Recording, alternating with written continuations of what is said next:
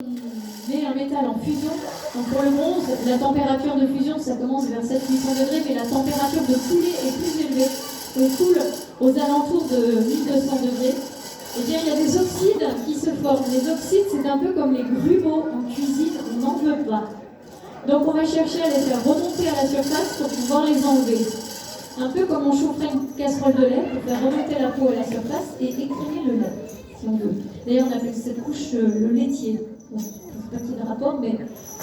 Alors là, on vient de rajouter, et c'est Lucas, je crois, c'est derrière les casques, c'est pas facile de le reconnaître, on vient de rajouter de l'étain pour corriger un petit peu l'alliage. On utilise un bronze très particulier pour les cloches, c'est un bronze qu'on appelle airain ou bronze de cloche, avec un titrage en étain assez élevé.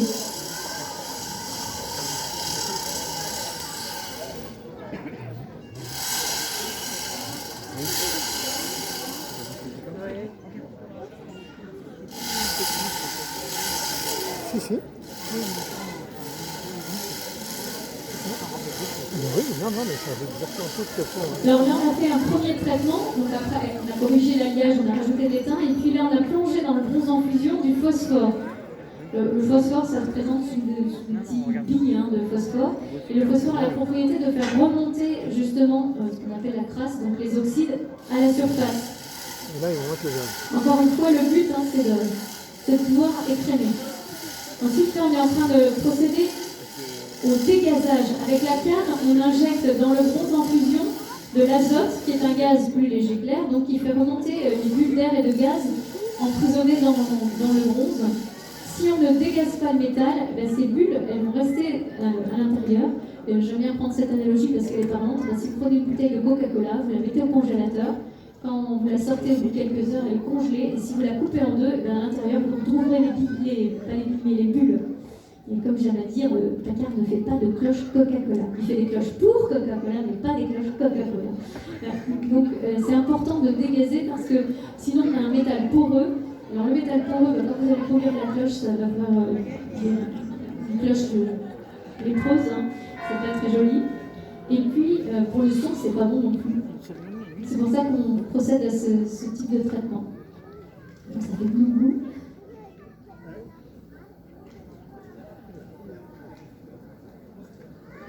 Donc pour les opérations de coulée, les fondeurs revêtent une tenue spéciale. Le fondeur est notre fondeuse de charme, Cécilia, dont l'équipe est très fière. Donc le plus important, déjà pour commencer, c'est les chaussures de sécurité. Et puis donc pour les opérations de coulée, il y a la combinaison, les guêtres et les gants en coton tissé d'aluminium. Donc c'est des revêtements ignifugés qui protègent du feu et de la chaleur, qui renvoient une partie de la chaleur, donc une partie seulement. Et puis le casque à visière, parce qu'à la fois pour se protéger de l'éclat du bronze, quand il est en fusion, c'est très rayonnant, et puis aussi pour se protéger des éventuelles projections.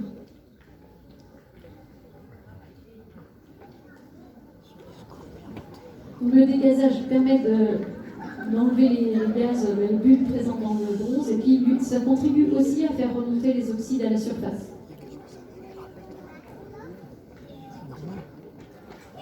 Lorsqu'on aura terminé les traitements, on va prélever un petit échantillon de bronze de manière à le refroidir et à pouvoir contrôler la couleur et le grain du métal.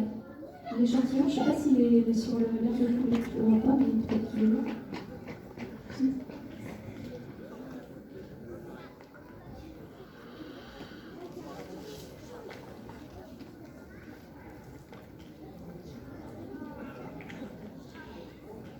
Donc on prépare un petit moule en sable et on verse une louche de bronze en fusion, ça fait une petite galette qu'on va refroidir et on la casse parce qu'il n'y a qu'à la cassure qu'on peut contrôler la couleur et le grain du métal, la couleur qui va donner une indication sur la qualité de l'alliage, pourcentage de cuivre et d'étain, et le grain qui permet de voir s'il y a des pailles, des oxydes.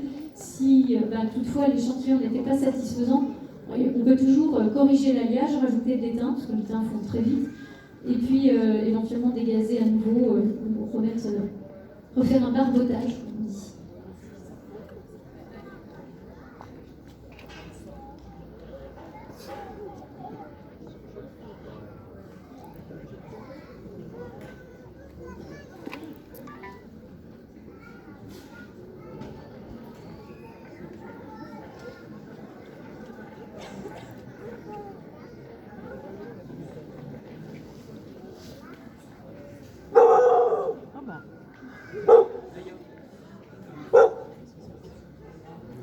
avec le casque, il ne voit pas grand-chose. Hein.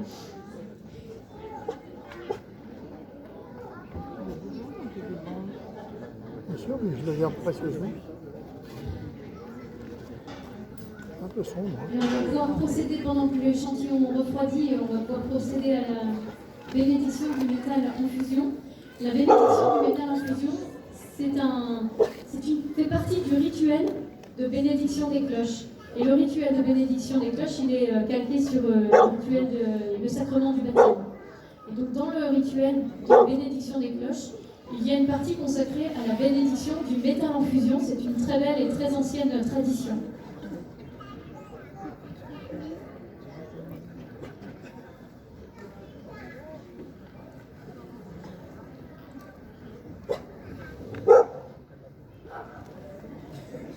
C'est un moment de très grande joie que nous vivons.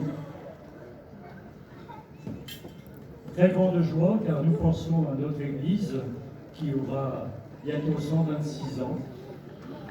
Nous pensons au clocher qui a été édifié quelques années plus tard, comme on l'a dit tout à l'heure, en 1903, l'année de naissance de mon père. Alors ça me touche beaucoup. Et aussi, on pense à ce qui est en train de se passer, cette gestation. Vous savez qu'on bénit parfois les mamans qui attendent leur bébé. On les bénit parce qu'on sait qu'il y a une vie qui est en préparation.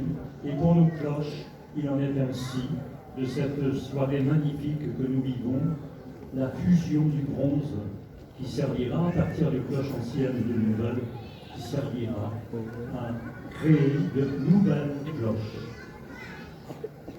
Les cloches, vous le savez, ça a été dit tout à l'heure par le Père François, les cloches sont liées à la vie de la communauté chrétienne.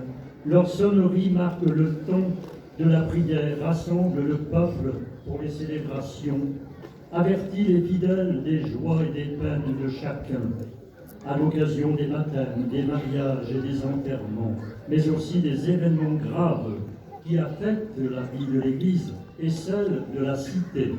On les entend de tous les hameaux alentours. Participons donc avec attention et respect à ce rite de bénédiction de la coulée des cloches. Ainsi, en entendant les cloches dans quelques mois, nous nous souviendrons que nous sommes une famille, un peuple, et en écoutant le rappel, nous nous rassemblerons non seulement socialement, humainement, mais aussi dans l'unité autour du Christ. Seigneur, Dieu Tout-Puissant, vous donnez aux créatures, même inanimées, l'honneur de servir à ta louange. Nous t'en prions, répands ta bénédiction sur ce métal qui coule maintenant en ruisseau de feu.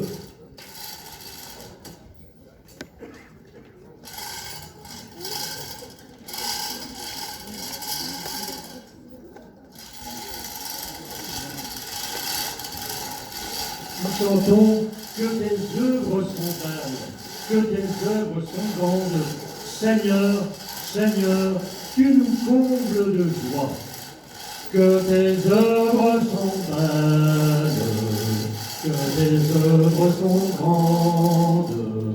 Seigneur, Seigneur, tu nous combles de joie.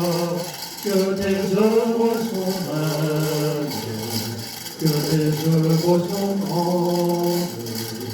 Seigneur, Seigneur, tu nous combles de joie. Que ta main le dirige, que ta faveur la protège, que ce bronze soit ainsi parfaitement et exactement préparé à être la matière des cloches qui convoqueront chacune et chacun de nous à l'Église pour la gloire et la louange de ton nom, par le Christ notre Seigneur. Amen. Que tes œuvres sont belles,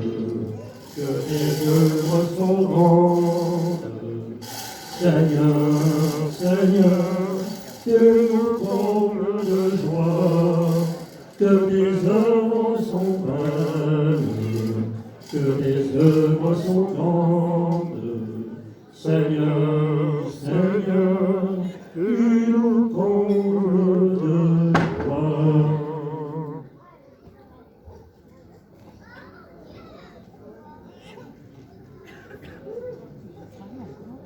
Non, ils enlèvent les quelques oxydes. Alors on a enlevé la première couche qui est toujours une couche d'oxyde qu'on a fait remonter à la surface, on l'a enlevée. On commence toujours par la plus petite cloche pour profiter de la température maximum.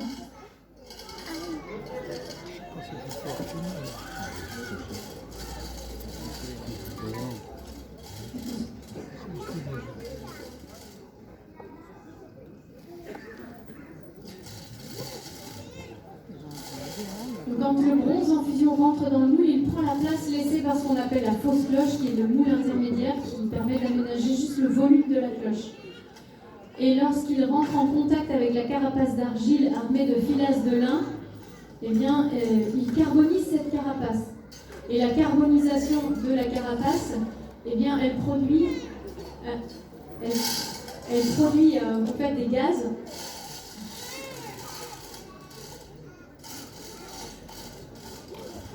Ces gaz, il faut qu'ils s'échappent. Donc, c'est les flammes que vous voyez s'échapper du moule pendant la coulée. En fait, on enflamme les gaz qui s'échappent du moule pour éviter la pression qui grandit, parce que forcément, l'air qui est présent dans le moule, il faut qu'il s'échappe. Si on ne permet pas à cet air de s'échapper, la pression fait éclater le moule. Donc, on enflamme les gaz pour faciliter l'extraction des gaz présents dans le moule et faciliter le remplissage du moule.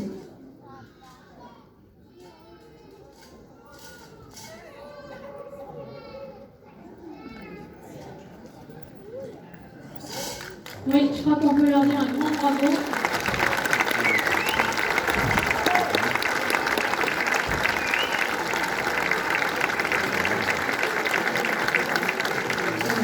Il reste du bronze en fusion dans le creuset, donc on le coule dans les lingotières pour qu'il puisse être récupéré. Il servira pour de prochaines coulées.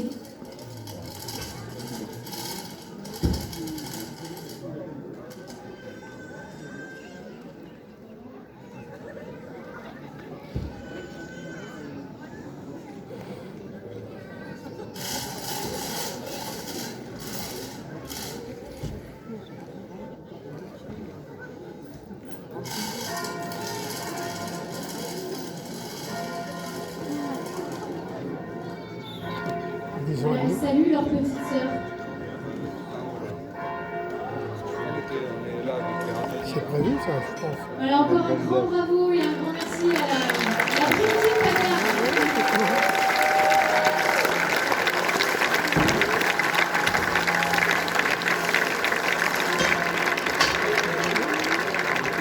Oui, mais ça a déjà fait pareil d'ailleurs à la fin de la télé. Je me demande si vous le commandez. Alors vous aviez donc le maître fondeur David Huguetto, c'est son anniversaire aujourd'hui. Tout le monde veut l'applaudissement. Et vous avez le droit de vous avancer un peu plus pour que l'on voit et levez le casque parce qu'on voit rien. Vous avez Lucas Jaco. Et notre fondeuse de charme, Cécilia.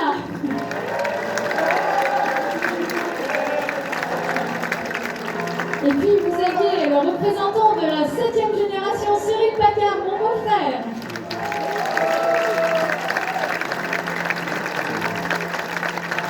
À la régie son, Clément Paccard, représentant de la 8e génération, donc il y a 2 générations présentes sur cet événement.